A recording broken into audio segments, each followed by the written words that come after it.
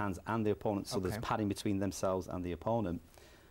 Next, they'll have a groin guard on if it's male, obviously, and they'll wear a gum shield. Now, the gum shield is open to controversy because there is no head contact for children. So there is no trauma, there is no punching or striking, kicking or anything to the head until they reach a certain age. Let me just interrupt you on that point. That's where I want to bring you in, both Donna and Ravi. Is it violent, in your opinion? Well, I mean, apparently, and I've seen this in the still photographs, accidents do happen. Kids do get struck. I mean, to get struck in the neck is the same as getting struck in the head. The head does get hit accidentally. So if there's any possibility, even remotely, that can happen, they should be wearing protection to start with. Children climb trees and fall out. Accidents happen. But you don't have to put them in harm's way. What I'm saying is... we don't put them children Jeff, in can I just make my point? My point is, I am not against martial arts. I'm not against what you're trying to do. When it changes and when it goes into the ring and kids are competing in front of a paying audience, then you've got a whole different ball game here. What you're doing then is channeling a kid's aggression into overpowering another child, tying that in with self-worth, the anxiety of winning, of trying to please parents, of overcoming any fears they've got, and having to do that on a bell, go in there and do it, and hurt each other to win. That is where it all becomes psychologically damaging, as well as possibly physically damaging, because of the adrenaline. You've got a 7-year-old who fights. He's 8 today, actually. He's 8, exactly. So tell us, I mean, are you recognising some of the things that Donna's saying, that obviously that psychologically he may not be prepared? Not to hurt his opponent, he goes into the ring to outscore his opponent. Yeah, but still, you're striking blows to the body and possibly the head and neck. Well, the striking is protected. On the protection. Hold on. Yeah, let's talk about it on a minor level. OK, I mean, it's admirable that these children have protection. Protection like that is very good, but it is not going to 100% prevent injury. OK, you're not going to get direct trauma, for example, to the chest or the abdomen, but you still get transmitted force. Now, even a small child is going to generate a considerable amount of force. At that impact, the force will dissipate, OK? You can still get significant blunt trauma as a result of a blow through that protection. Now, my concern with this from the point of view of a paediatrician, purely from a physical point of view, regardless of personal opinions about whether it's violent or not, is that you are actually putting your children at significant risk, OK? Because it only takes one blow to rupture a spleen, to fracture a rib, to collapse a lung. It only takes one stray kick, and the kicks, as I understand, are legitimately not supposed to go above the neck. Is that correct? It's about 6 centimetres from a child's neck to their head. It only takes one blow to the head. And I understand that it's not mandatory to wear headgear. Yeah. It's not, because there's no head contact. No, but the head guard is another thing that's quite subjective as well. But do we not get stray blows in other sports? Well, in football? In football, football is a non-contact sport. The aim isn't to strike the opponent. It's accidental. It's a side effect. I mean, you only have to go on a football pitch on a Saturday or a Sunday where the parents are there with the children at as equally as a young age, having a knockabout or even in a competitive game.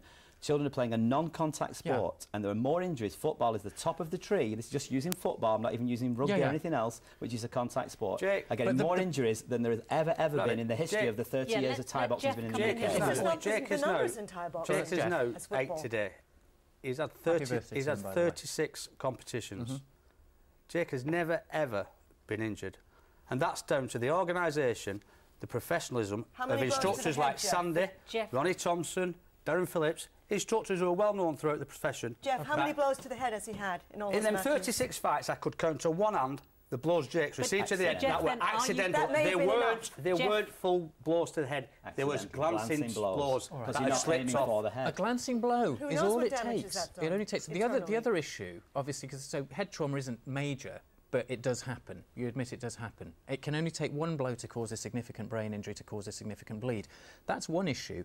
With repeated head injuries or repeated head trauma, it's not, even if you've got a head guard on, it's going to be the shaking injury. Let's talk about the issue then of putting your children at risk, because I think this is what shocks a lot of the public who actually see some of the programmes about Thai boxers, particularly when they're children. Right, can I say Are they at risk? Well, this is the thing. There's obviously going to be an age. Certain gyms will say 10, 9, 8, all the way. I've been pressured into bringing it down into a lower age, only because children are achieving at a younger age. People are getting far more intelligent younger, more mature younger, and what's happening is the skill level, and I keep mentioning this, please, it's very important, the skill level of these children is outstanding. This gentleman, okay, his son, started with me at the age of 4.5. He'll tell you what I said to him. I said, he's too young.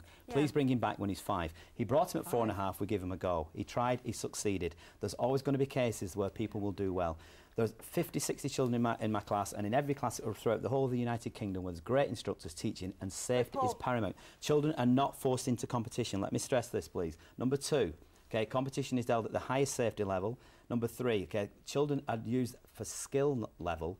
Okay, it's not about winning and losing. Out of those 36 contests, there's only 6 where they had a result. Yeah, 30 of them have been it's been playing. It's a play fight. It's not real. They're not old enough to make an informed decision on their own. They're Yes, going of to course be they are. no, they're not. Of They're going to course be they are. heavily Okay, can I tell you? influenced by their parents. No.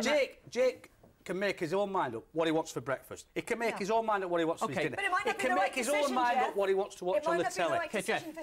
Jake does not go in that ring because I make him get in the ring. Jeff, let me tell He you does not go in. That's about pleasing. He does not go in the ring because no, it's not about pleasing me. It's not about pleasing me at all. You used to be a boxer, didn't you? No, I boxed a little bit in the army. That's going to be No, it's not about pleasing me. It's not about pleasing Sandy. But who took him to his first match? You did. Yes, I did. So you exposed him to it. So immediately he made an attachment between going there and you being excited about it. I took Jake to the gym to train with Sandy. One, because he was young, he was hyperactive, he had 2 older sisters and didn't have any time for him. 2, it was getting towards winter, it was dark at night, nothing to do, right? That's fine, but So why I took put him him in on a to the cage? gym Why for put him in a something cage to compete? Why not He just wasn't let in a him enjoy cage. it He wasn't in a cage. on the Hang on. ring? I took Jake at 4.5. For people to pay to watch It him was beat 10 somebody else. months. It was skill. Can we just talk about the positives here for a moment? Right, if you bring your child to any Thai boxing school in the UK that's recognised and runs it properly. Well, I wouldn't, but there you go. Well, you would do, because once you saw it and you actually witnessed what was going on in these schools, you would be so impressed with the level of attention. These children improve at school. We've got reports from, they bring the actual reports in. And sat at the back, as Jeff just rightly pointed out prior to the programme, I didn't realise this, I've got more ladies bringing the children than we have actually men. So you think it'd be a men's sport, boxing. Sandy, no, the skill level just clarify this issue of the cage. Does it exist? There is a cage, and it's usually associated with mixed martial arts, which is the ultimate fighting, which you probably heard about, where they carry on fighting on the floor after they've done the striking. This is usually done at an adult level, but they've actually been bringing these cages into venues now to show the odd Thai boxing fight. Now, the thought of cage, first thing I sum up, even myself, and as a Thai boxer of 30 years, I see a lion, I see a tiger, and I see an animal in a cage. That's what people think of as a cage. This cage is actually very safe, as is a boxing ring. It's a padded floor. A boxing ring is a padded floor. Ropes to keep you in a safe environment with a referee, with medics in attendance. A cage is even safer than a ring, really, because you can't fall out of it. If you fall out of a ring, you would get hurt. If you fall in a ring, you won't get hurt. You've got padding on the floor. You talk about trauma to the head. A child walking down the street, your child tripped up, as children often do, would fall on concrete. You do not have a safety floor in the street. When my child is walking down the street, the aim is to go to wherever we're going. And they will fall, and they will bang heads, and there will be Sandy, let me just interrupt you. Just want to move it on slightly, because obviously we're against time here. But talk about the positives then. How do you get out of the ring, translate that to the playground, and make it a positive experience? Because that's what people are worried about, that you're creating bullies. As I said, as Jeff just said, 4.5-year-old little Jake, he's smaller than the rest. I'm small. I was bullied at school for 3.5 years. Martial arts has turned my life around. You know, I do believe I'm a role model. I don't drink, I don't smoke, I don't swear, I've never done drugs. And you lead by example. Yeah, but Paul, a kid that doesn't really want to compete but is doing it because their parents are excited, because they've got to go in the ring and win, you know, there's pressure on that kid to go in there and do well. There's no their pressure. Self-worth is tied up the parents with that. aren't seeing it through the eyes of the children. This is absolutely not. This can happen on extreme levels, what we might have seen on the programme on Channel 4. That shows 1,000,000% of what it is. We have got to go. I'm going to have to leave it there. I know this one is going to run and run. Thank you for joining us. Extra is back in a couple of weeks' time. Do join us.